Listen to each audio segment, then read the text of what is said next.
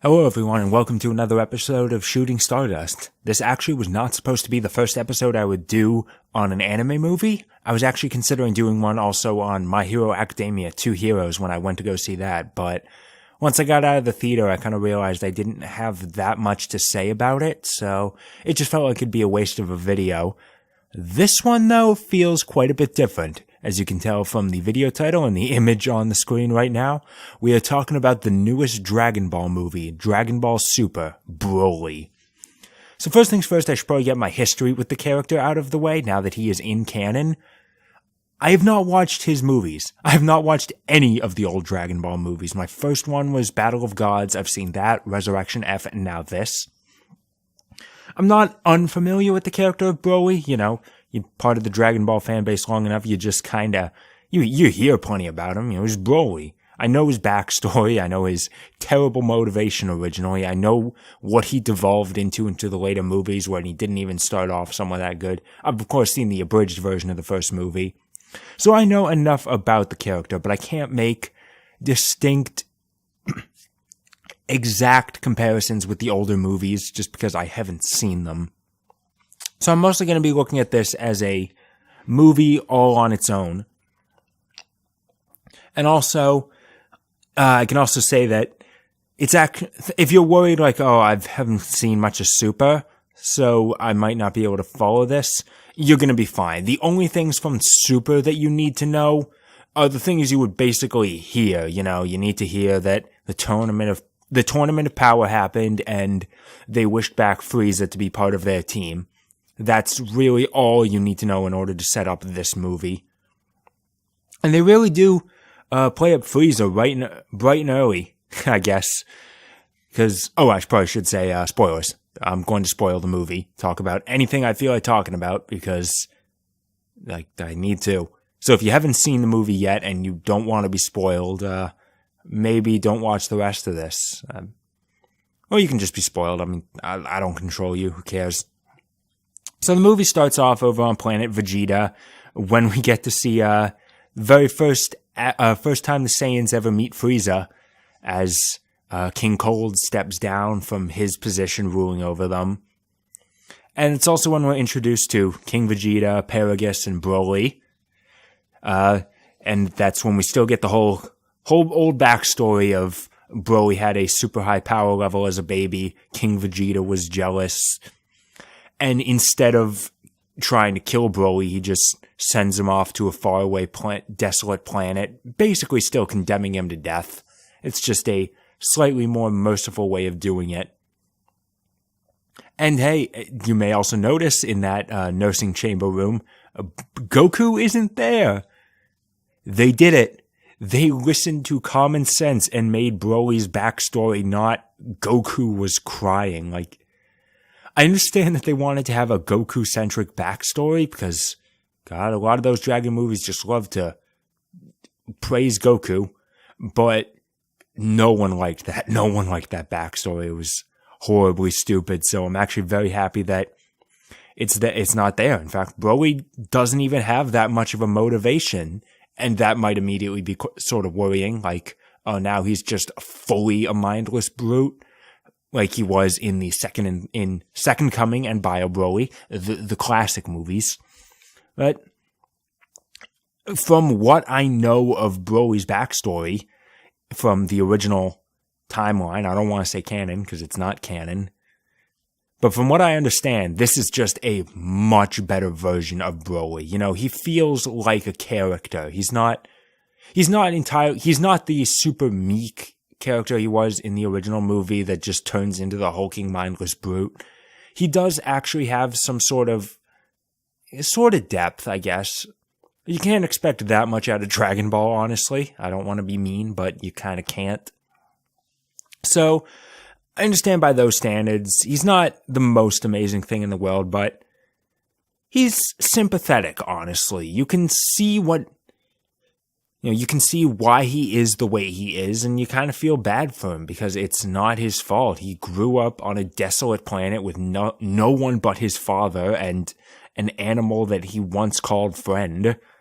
And that's the scarf he's wearing around his waist, the severed ear of his animal friend.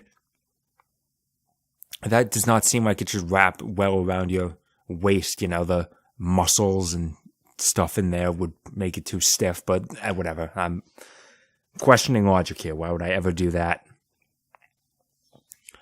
Where was I?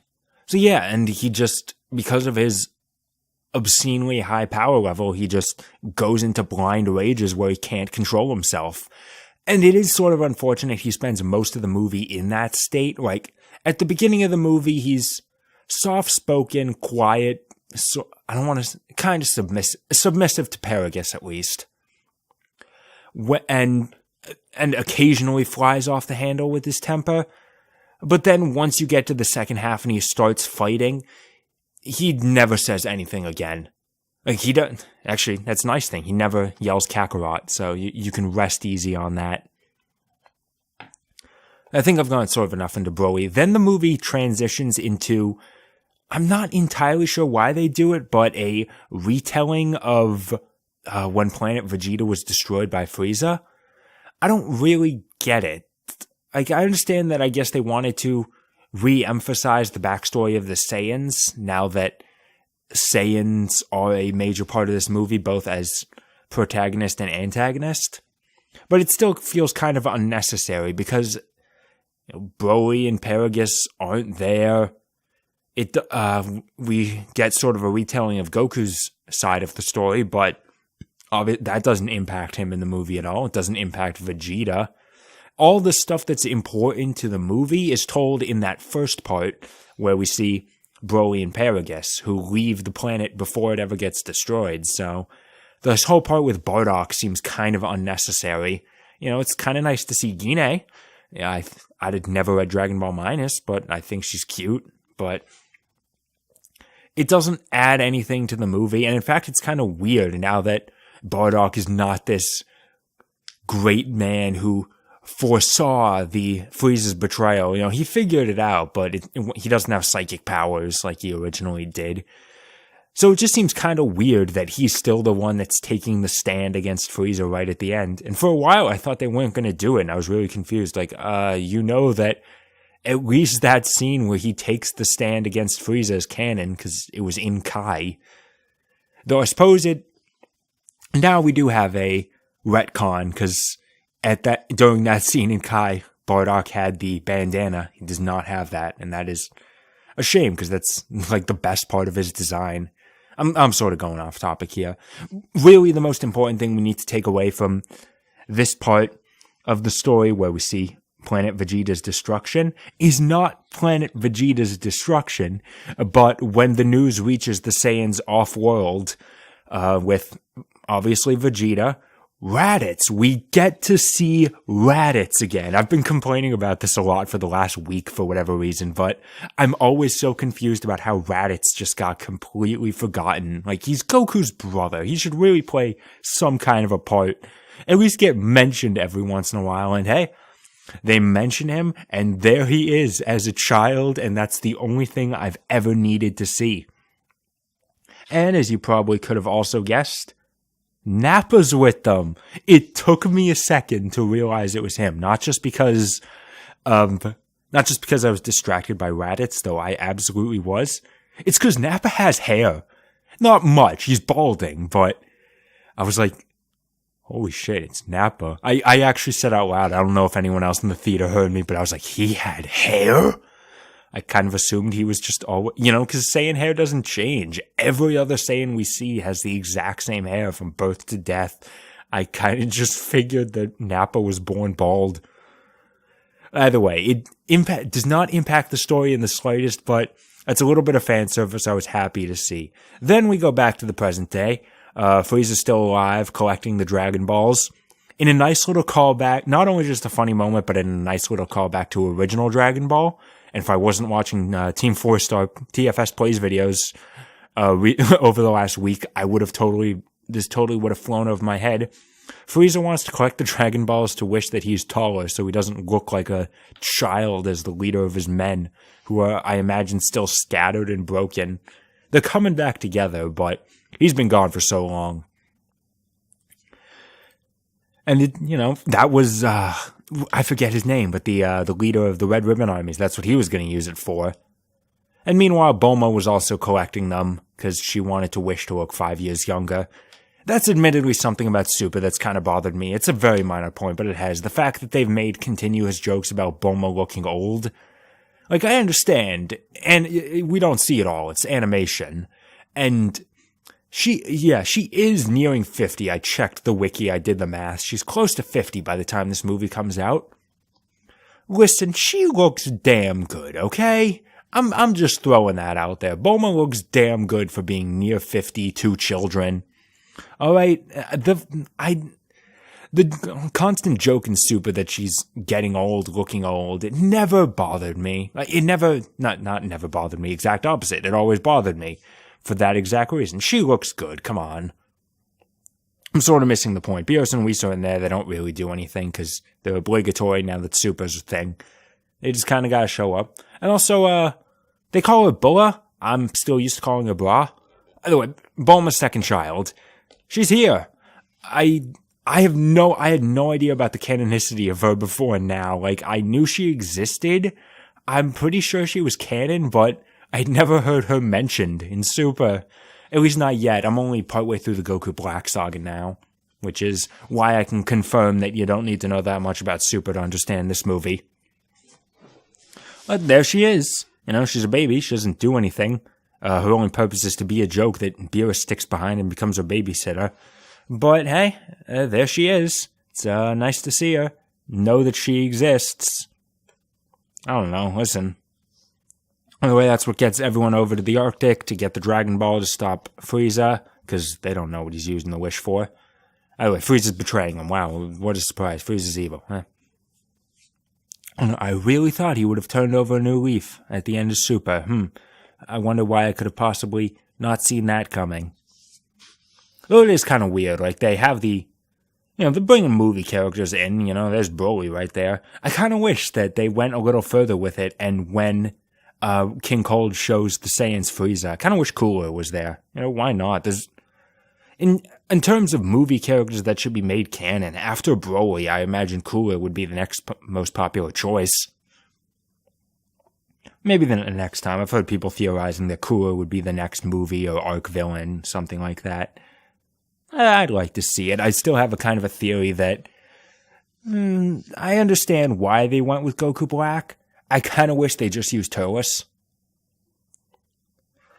But either way, 2 new characters, Limo and I thought his name was Limo for a while when they were saying his name because he was the driver. I thought they made his name Limo. But him and Chihuai come across the planet Vampa where Broly and Paragus have been stranded for the last 50 fucking years or something. Because 40 probably at least. Because they would have gone, they went there when Goku was still a baby and now he's an adult. So yeah, wow, really has been that long. Broly's 40. That just seems weird to me. I don't know. He doesn't look that old, honestly. Yeah. Saiyans, Saiyans don't really age. Okay, that's fair. I do like that Broly doesn't really have the wimp form that he originally had at a base. Even when he's not transformed, which he isn't most of the movie, he's still huge and buff. I get it, The point that at the beginning when he's brought aboard Frieza's ship to be used as a weapon by Frieza to take out Goku and Vegeta, he even says, like, I'm not wearing the Saiyan armor, whatever it is, because it's too tight. It's hard to move around in, he says, and I don't quite believe that, considering that shit fits a great ape. So, I don't know what he's complaining about. Broly's too big. Too big. Not in Smash. But I suppose I should mention Chihuai. She's great. I love her. Honestly right up there with Best Dragon Ball Girl. My top choice still goes to Pigtail Videl. Don't tell the authorities, Mr. Satan or Gohan that, but she's still my top choice, followed by 18. Probably Caulifla after that. I haven't met her yet, but I like what I know so far. Honestly, Chihuahua's right up there. She's crafty. That's really the only word I can think of right now. I'm tired. It's 10 at night. I just got back from the movie. I was going to record this tomorrow morning, but I'm going to be at my grandmother's house cat sitting. I can't bring my stuff there because it's just too much stuff to carry over there while I'm walking. And if I recorded it when I got back home in the afternoon, I probably wouldn't be able to get this done in time for tomorrow, the day after the movie premiered in America. I'm getting off track. I know. Sorry. Where was I? But either way, okay, so Frieza comes back to Earth with the 7 Dragon Balls. Goku and Vegeta are there. And he's like, okay, Paragus, show me what Broly can do. Take down Vegeta. And Broly just kind of charges in there. I don't quite get that because Broly was never shown before this point to have any harbored hatred towards Vegeta. I get why Paragus has it, and I understand that Broly is following his father's orders, but it seems kind of weird, especially when they make a point early on in the movie that the only reason Paragus can rein Broly in is because of an electric collar.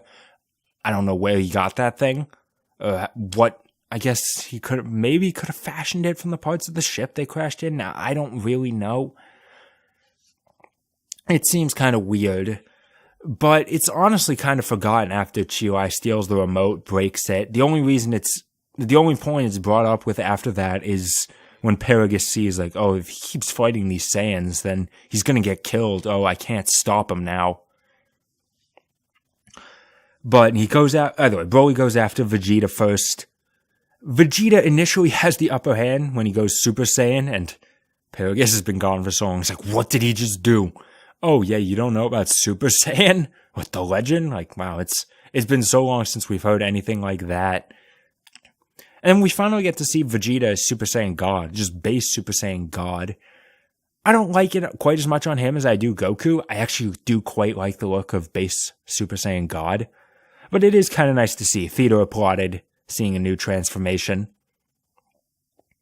Either way, as the fight keeps going on, Broly keeps getting better and better. It is definitely a way to raise the stakes after, I imagine, the Tournament of Power providing a good fight, that Broly can just somehow keep up with this. Like, initially, he's getting beaten up, but he keeps going, like, with his own green aura. To the point, Goku tags in, Super Saiyan Blue still can't stand up to him. And then Frieza, I mean, just is a dick, and I like it. It's a lot of fun that he's like, Broly is getting there, but he's not quite strong enough. Oh, I made Goku go Super Saiyan way back when I killed Krillin. Maybe I should kill someone close to Broly. And like, without even looking, he just shoots Paragus through the heart.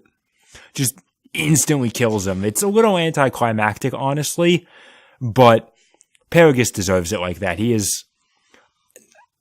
I don't hate him, honestly. Like, I understand you're probably supposed to for using Broly the way he does.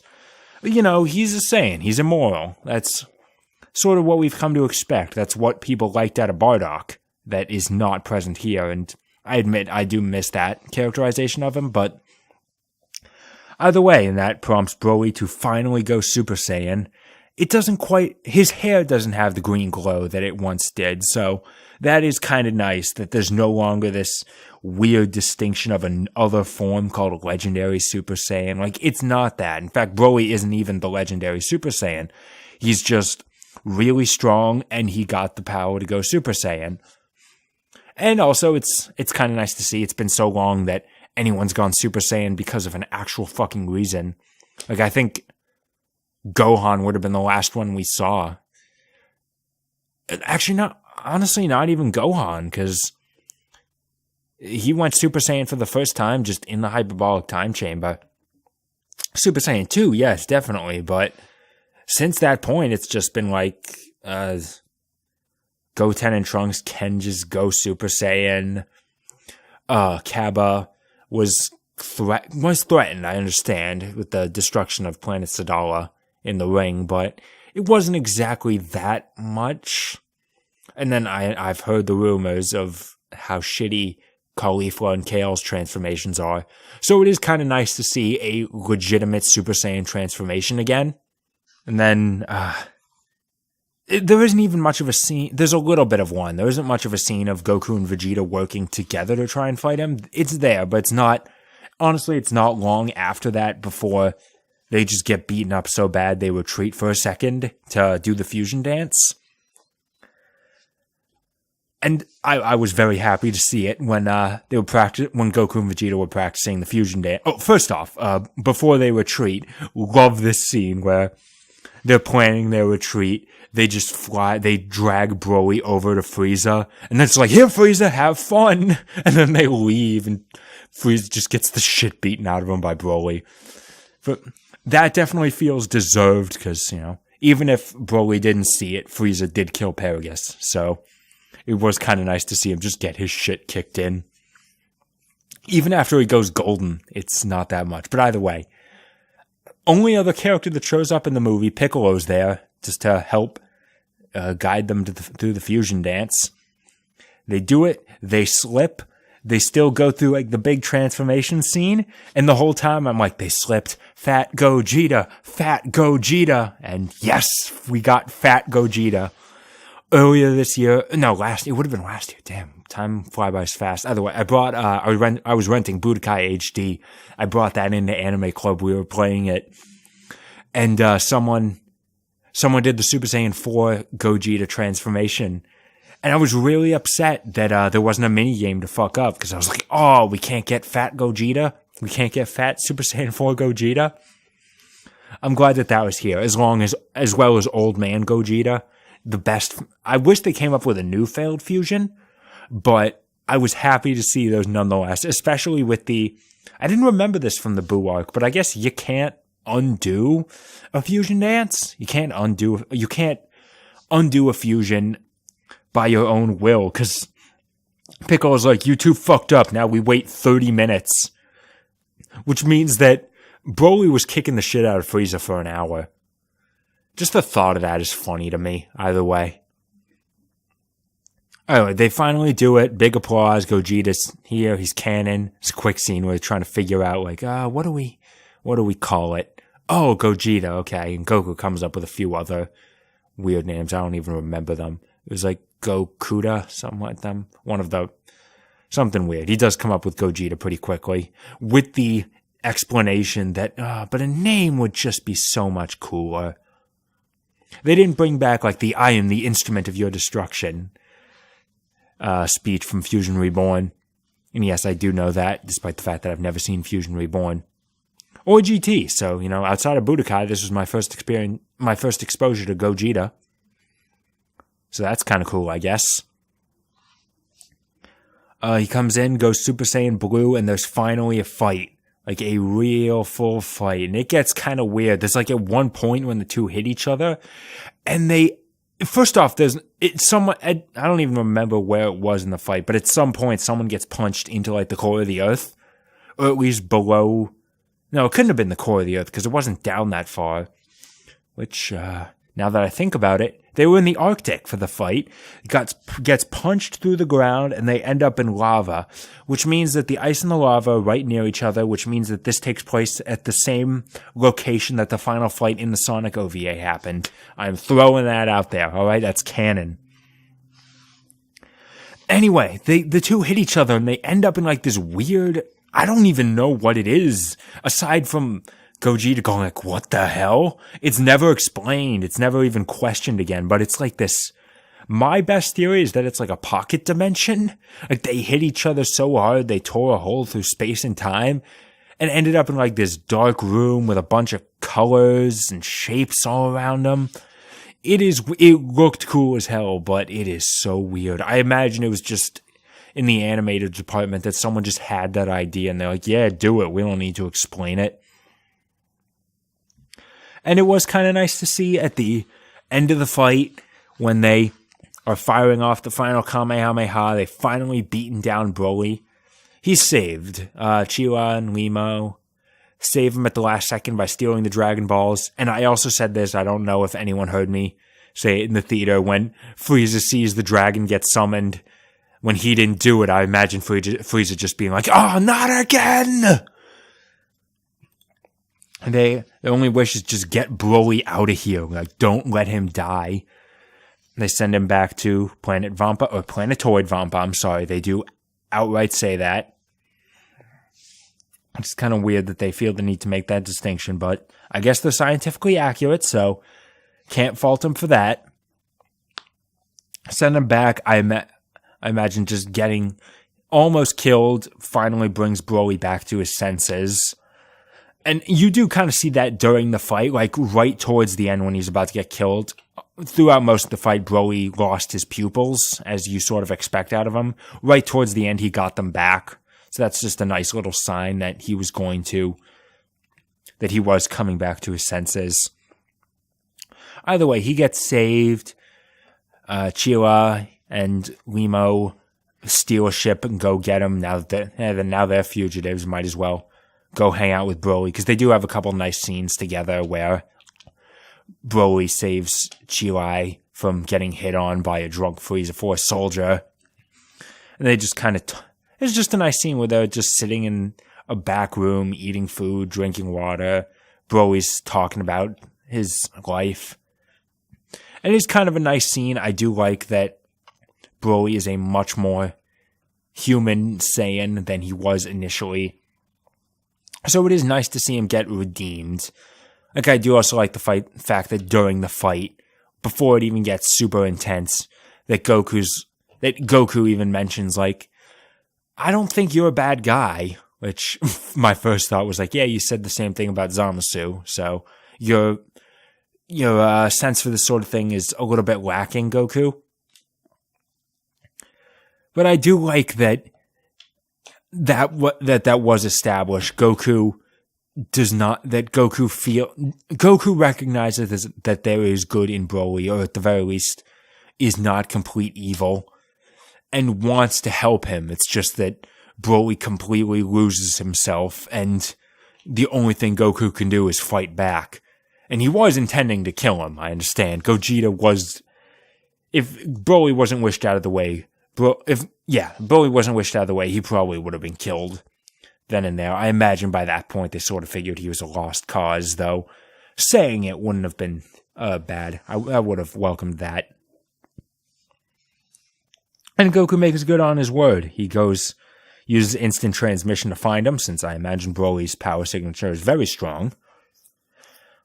Gives him a capsule house to give him a place to live on this hellhole of a planet with some food, and tells Broly, I'll come back.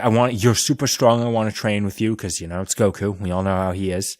And Broly smiles, okay? Like, that's nice to see, honestly. I don't exactly need the villains of Dragon Ball to be really deep characters. Frieza's an asshole and we just kind of love him for it. Cell's an asshole and we love him for it. But there is still something kind of nice about it. That even after this fight to the death, same with Vegeta, you can kind of consider it sort of a repeat of Vegeta. That even after everyone gets killed, Goku is still willing to forgive him.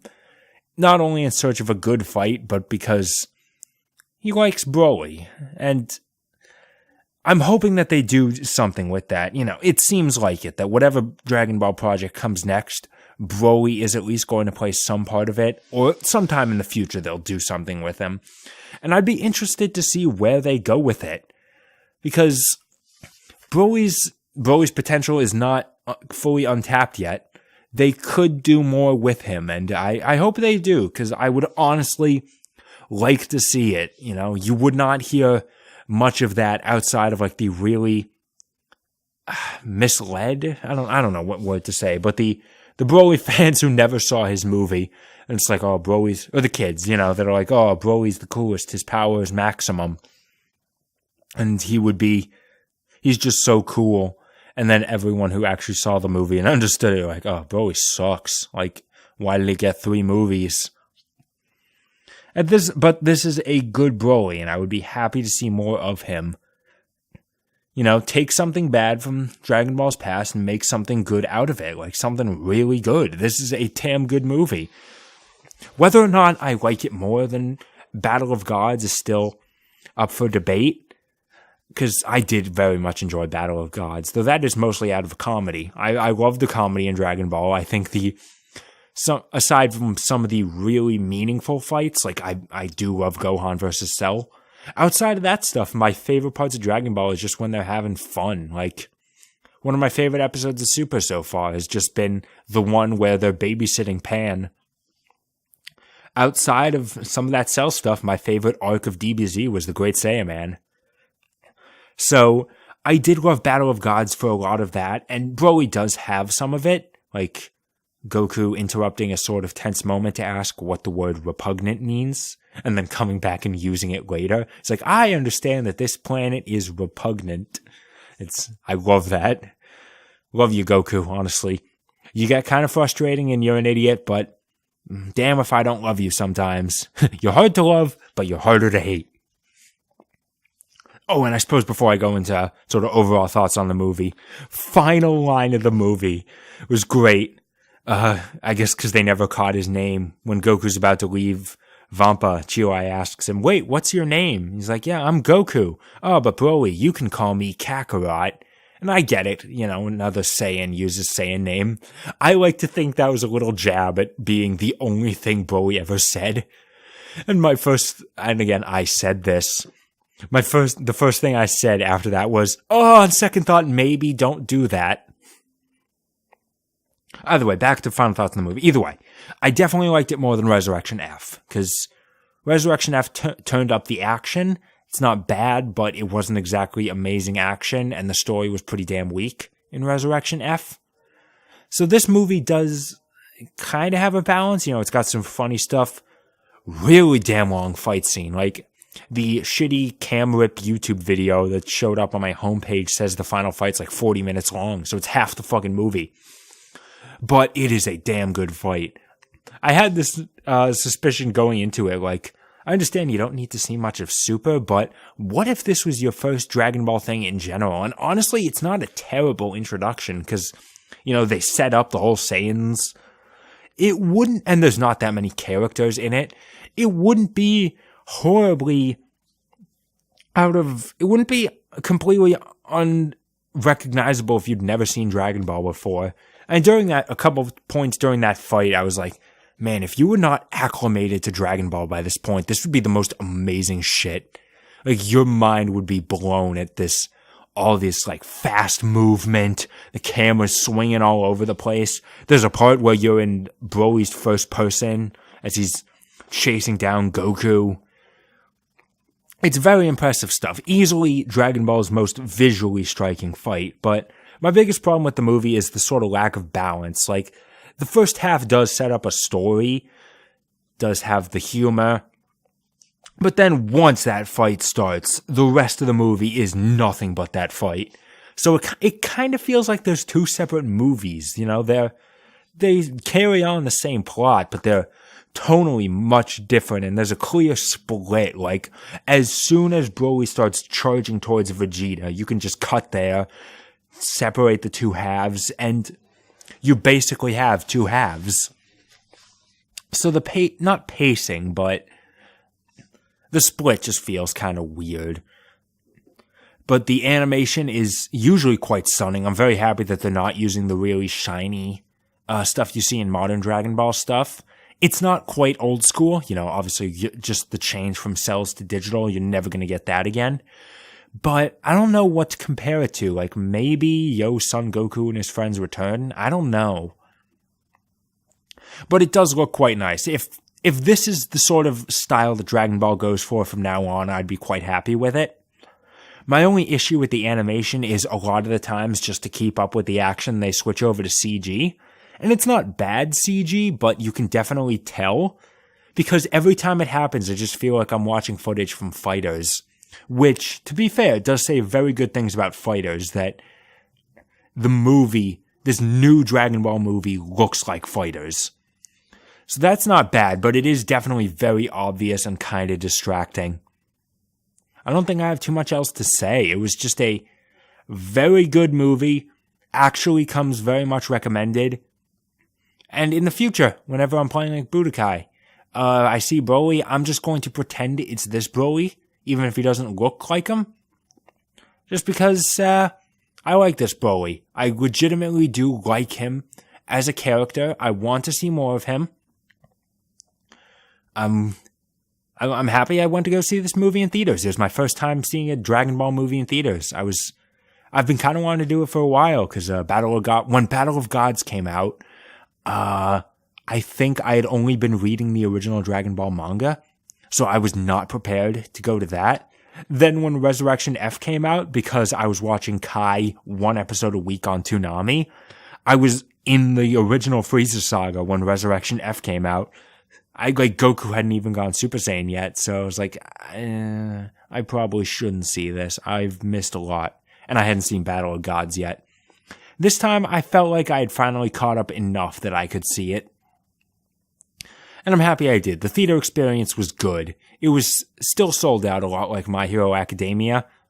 There was no one in cosplay like there was at that one, but I did see a lot of Dragon Ball shirts. Because the movie was sold out, there was a guy who couldn't get in at the ticket booth who was wearing a Capsule Corp hat.